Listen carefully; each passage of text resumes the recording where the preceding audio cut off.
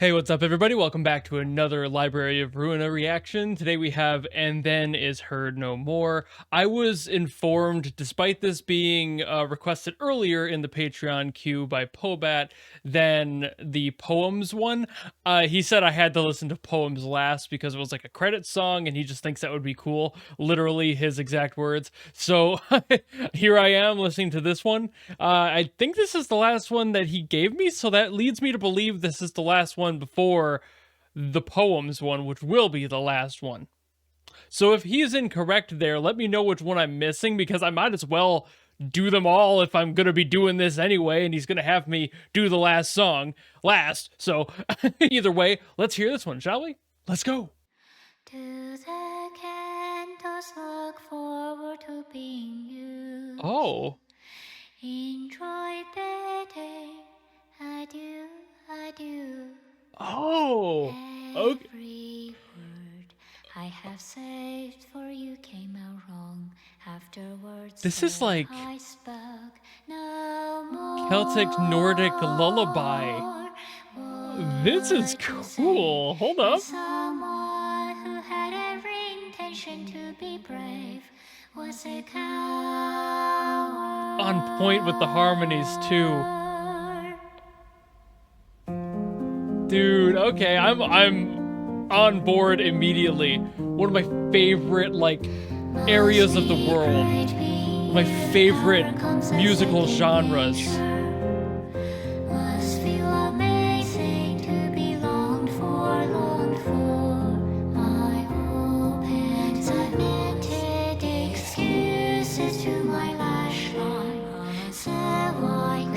There's beautiful attention to detail in this.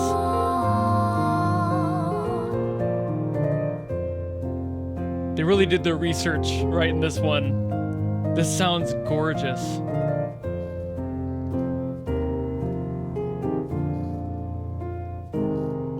Hearing the creaking is kind of interesting too. I assume that's supposed to be somebody in a rocking chair or something. It's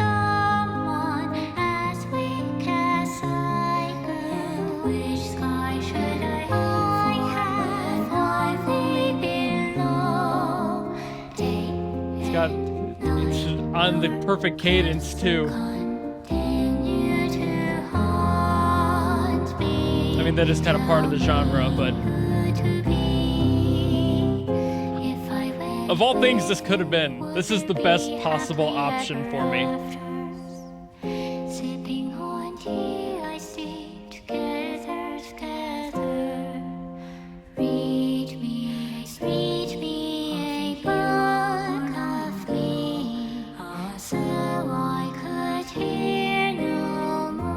Even having some rounds in there. I am gonna nerd out so much about this one. I have history in this genre. I'll explain myself, but I'm all giddy. I just want to enjoy it in the moment.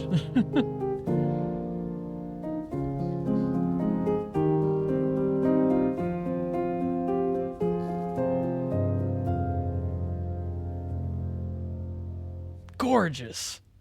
Absolutely fantastic. All right, we've got some words. So the reason I'm going to be super nerdy about this one is because through high school, I was in what is called a magical choir, which in our context was a completely a cappella group of singers that would sing things of European, medieval, Celtic origin, basically any music that fit that pocket. So a lot of it was secular focused and had a very similar feel, very similar carry to them. Some of them were comedic, some of them were based in religion and whatever have you. And it was a very, very fun time for me, and we all enjoyed doing that. I was, of course, a tenor in that group, as well as everyone else that was singing with me, having their own parts, and you would just work with each other to find an a cappella blend. But the real challenge for that laid in having only a singular note from a tuning harmonica in order to set the note for the entire chord for the entire group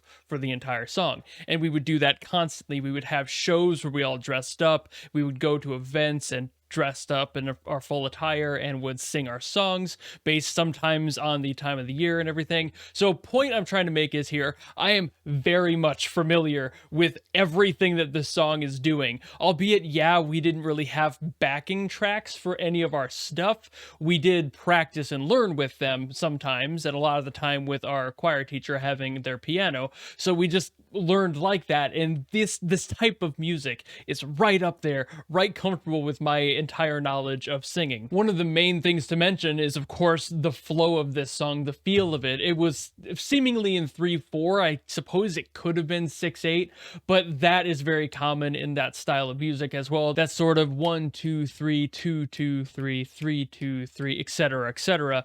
That flow, that cadence to it is very waltzy, it's very dancey, it's very flowy, and it works a lot with those types of songs because a lot of them were that energy. And of course, the other thing I was nerding out about were the harmonies in this were absolutely superb. You could tell that they did their research to get these perfectly down pat. I of course assume that somebody would put in that much effort if they're trying to replicate a style of some sort, but even down to these harmonies being just perfectly executed, they must have listened to a bunch of example songs from these parts of the world, of course largely Europe, and as such are following the rules that were written by infamous composer that I've actually brought up very recently, Johann Fuchs, who made the Parnassum, one of the most prolific books ever in music history, about how notes relate to each other and how harmonies fit and balance on a staff. And of course, by following these general rules, you'll get exactly what you're trying to. By following them, you'll get the exact structures, all the note harmonics and everything that do make up